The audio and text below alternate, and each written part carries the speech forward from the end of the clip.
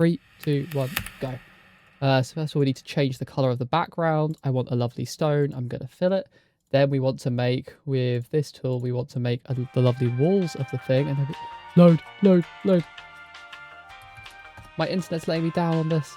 We'll use these ones, and then we want to snap to grid, and we need to go, it's too wide in the top corner. So we go, bam, it's going to be too big. We won't worry about it right now. Down. Yes, we go 5 across, down. Across. Down a little bit more, across. Up, back into this other room, round. This room's a little smaller, so we'll go to there. This is the wrong size. I'm running out of time. Back room. I'm not even going to get anything other than this done. This is terrible. I'm so slow. Go on, I can finish it off. I can finish it up.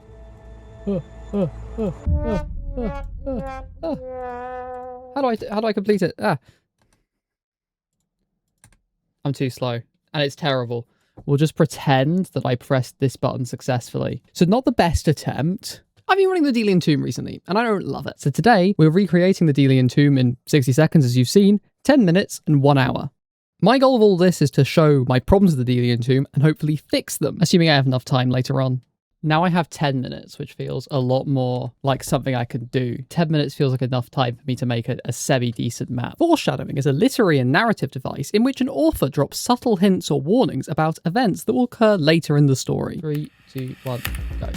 If the scaling is off. Now that we go on to the hour-long one, my goal is I think I can improve this map. So far I've been trying to recreate it. Now with an hour, I think I can use... Oh, there's mistakes there. Just noticed this whole area here.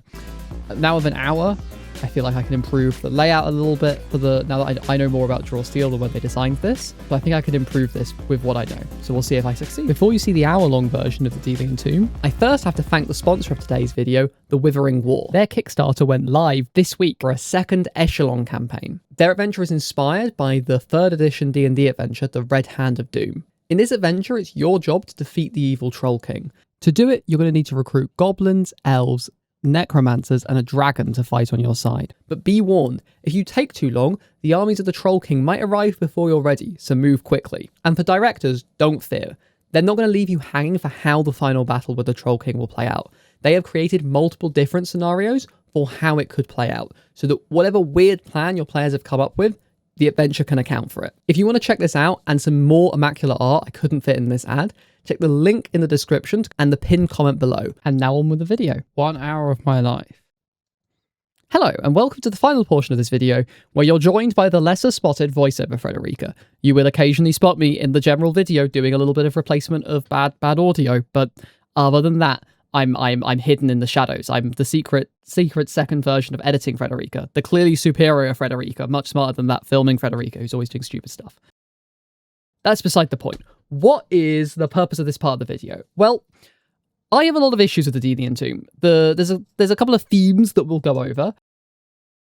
I thought that a fun way to try and fix it would be to kind of this map, as I mentioned, I'm going to fix it. Well, I'm going to attempt to fix it anyway. We'll see what you guys think. The main issues I have are 1, a complete lack of elevation. 2, the skull room is evil and cruel and nearly kills parties every time I've gone into it. And 3, there's not enough scenic rooms. So we'll start off with the scenic rooms because that's what we're doing on screen currently. Scenic rooms are any room that doesn't have anything of importance in it. It's very easy when making dungeons to be like, okay, cool, this is the entrance, this is the first fight, this is the trap, this is the trick, this is the end, this is the doorway down. And I don't personally love that because I think that it leads to the dungeon feeling like a slog. You need to have some rooms that are just empty for the heroes to explore and go, oh, there's nothing here, because it makes the rooms with stuff more exciting. So I added 3 rooms to the dungeon. Slate me in the comments, I know. I added 1, a little cupboard. That's the one on the top middle of your screen currently that we just cut away from. Great timing. I added a little study, which is currently hidden by a panel. Another great timing. There you go. It's on the bottom left of the screen now. And I added a bedroom. That's the one to the far right, which is currently not on the screen. The idea of these rooms is that the study would be the place where you could find out about the like password for the statue. That's where I'd hide that information. The bedroom is just to give this idea that maybe this wasn't always a tomb for the knights. The knights also... The story kind of implies the knights stayed here at different points, right? Particularly with the lower levels. So my idea is that this is like a little bedroom they could have stayed in. And the storeroom was so that there was chairs, because this brazier seems like a room that people might have like come and like worshipped in. So I feel like you'd need chairs to do that worshipping. I don't know. I just thought it'd be nice to have a cupboard, right? And this also allowed this room to be a little bit more balanced. Because I don't know if you've ever run the Delian Tomb, but I have. And this fight and the monster fight are really, really mean, because every single party ever comes down the stairs, backs up the stairs, and then gets cornered in the corner of the room, and then gets trapped there. So I've tried to spread the goblins out so the heroes can come out into the room easier. So that means that some of the archers will start in the study, some of the warriors will start in the storeroom, and then there's a smaller number of warriors in the main room. That also means that you could have like another round 1, round 2, which means it's easier for the DM to balance things so the heroes don't die, right? Because if you need to, you can just not reveal some of the extra monsters, right? I feel like that would be a big improvement to me. Then you're going to see, I have started at this point also, out of timing, great voiceover. I'm great at this. I'm doing it right now, it's great. Elevation. This map is completely flat other than the staircase going in, and even the designers of Draw Steel acknowledge that height is really important. So I have tried to add height. You'll see there's more staircases throughout. There's a little bit later on where we add height in an interesting way. And in that first room, you'll have seen I'll have added that little plinth underneath the brazier. So my idea is that's a little bit of a ruined wall, and it's 1 square up. You can be pushed up into the brazier still. I don't want to get rid of that. But my idea is that means if you're in the brazier, you're now above everyone. So there could be some fun interactions where it might actually be worth staying in the brazier to like have high ground on everyone else, you know? Could be fun. Moving on to the skull room. This, I don't know if, so for me, every time I've run this room, it's been brutal, and my heroes have nearly died every time. So the biggest change I made is I made the skull a literal thing. It's a big skull of something, who knows what it is, probably like a boar or something. And in its skull is just a bit of blood. I guess I was inspired by crows a little bit. And my idea is this is hinting at the goblins being able to do blood magic, which comes up in the next room, right? And my idea is that when you destroy the skull, the blood like pours down into the zombies and kind of turns them off, right? It's like their blood, I guess, maybe, kind of, right? My hope is that by adding a physical object in, it makes it clearer that the glowing physical object is something you can hit. Because in my experience, most of the players never notice that they can hit the skull on the floor, and then they have this absolutely brutal fight where they nearly die. And that's extra brutal because that brutal fight comes right after the first brutal fight in the other room. And because those two fights are so difficult, it makes this fight in the final room... Look at this segue. I'm a professional YouTuber, guys. As I tab away. Genius. This fight in the final room with Vorgash is really easy in comparison. Because of the setup of that room, the heroes always have a fast character who can just run past all the goblins. Often they've surprised them. My heroes have nearly always sneaked into that room. They kind of charge up and they get Vorgash, and then it's really easy for them, and it's never even a challenge. They just defeat Vorgash, and that's not good. That's not what we want. We don't want the boss battle to be the easiest fight, particularly not with the just. I think it's also the encounter objective, right? That's the only one with an encounter objective, which isn't just win 5 head. Going back to the first room now, I think this is one of my better ways of adding height into the room. I thought the goblins would have brought down like some sort of little cart that maybe they brought their bedrolls and stuff on into this room, and they've stationed it there to create like a little defensible place a goblin could stand and shoot the heroes from high. And it also creates a little wall for the goblins to use. So the heroes are probably going to come round in a circle.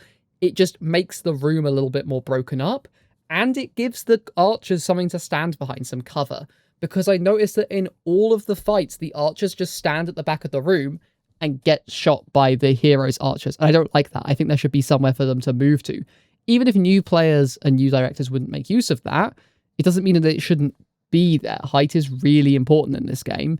And I've not quite run the final bit yet, but I haven't found an encounter yet in the heroes, in the Delian Tomb, other than maybe the werewolf den, which actually has height differentiation.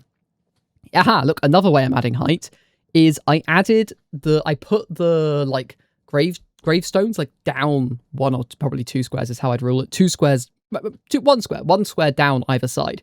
I did this because this room is, as I mentioned, super, super deadly. Like I've had a lot of parties almost die here.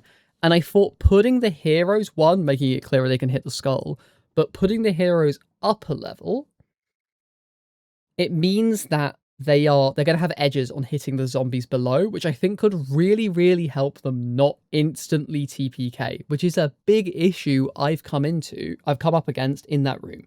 Is just TPKs are really, really, like, it's not like I've never TPK'd, right? I've never fully TPK'd, but I have come pretty close, and I have had heroes die in the next room because of it. And I just think that room is a little bit too harsh. You could remove the monsters, but it doesn't help that the room is just one giant empty like place, right? Because I've added the stairs, because I've added the skull, there's more things to be force moved into as well, which I think would really help. I just think this is I think that room's the one that I had the most thoughts about. You could probably, the brazier room with the height and the cart and stuff, and the little cupboard and stuff, that could all be removed, right? That's me just wanting to add more rooms because of my own personal, I prefer to have more rooms. But the skull room, I genuinely think this is an upgrade. I'd love to hear your guys' solutions for fixing the rooms, right? Because I think that the delian tube is good, but like compared, like we know a lot more about Draw Steel now than when they wrote that. And I feel there's a lot of improvements to be made there, right? Finally, we have the lightning room. As I said, this is my preferred room. I like this room the best. This one works the best, except for the fact that it's way too easy compared to the other rooms. So I've tried to spice it up a little bit. The main way you're going to see I did that was I added alcoves on either side of the room instead of the like pillory bit at the back. My idea is that the heroes can the goblin warriors can be chanting from within those cubbies, so the heroes can't immediately see them when they enter. That way, when the heroes inevitably charge Vorgash, the goblins can kind of like come in on either side and maybe take some hits for Vorgash. Because my experience of running this room is that Vorgash dies really, really fast, like in a round and a half, and the heroes just win. And that's good because the heroes are like almost dead from the other two rooms, but I feel like that's the wrong way around. It always feels anticlimactic whenever I've read it, that you go from like bams, loads of combat and scariness to it's over. Like they just it's an easy fight, you know? It's only scary because of how low they are, and I feel like I'd rather make the other two rooms slightly easier and that room harder, I guess. But now, realistically, all I'm doing is detailing. You can see I've done a lot of lighting. I love me some lighting. I do love the way these rooms are color-coded, by the way. I love the fact you've got like the orange room and then the red room and then the blue room. It's very fun to me. Yeah, this is what I mean with adding the cubbies. You can see they're quite deep in some ways, and there's like wall. They go quite far back. It takes me a while to get it to work the way I wanted it to. And it just creates a little bit, it also creates a little bit more space. I've always found that room a little bit cramped in some ways, particularly for Vorgash, who I think is size 2, or are they 1L? Either way, it's always been a little bit cramped, so just having that little bit extra space and somewhere to hide, right? If you want to, there is definitely room here with if you assume the statues block line of effect, there is definitely places you could hide in this encounter. And I think that's important. Like, there are people who are going to play shadows in this dungeon, and in the default version, there's literally nowhere for them to hide in the entire thing, other than like up the stairs in the first room, which is like, that's not good. That's not like, when they first come into the dungeon, if they all retreat back up the stairs, it never ends well for the heroes. You want them to come into the room. So I think having all of these places to hide is good. Adding the elevation in again, you could even in that room have a hero with the right angle stand up the stairs a little bit to get a height advantage. They'd be very limited where they can shoot inside the room, but they'd have the height advantage. I just think it's cool to be slowly going down. Even if I don't know, to me, it's nice to keep going down. I think if I was a better map maker, I might even have made that final bit a spiral. So the blue room is actually under the fire room, which I think would be pretty cool. Just like that little bits of elevation is just really fun to me. It's good. I like having elevation.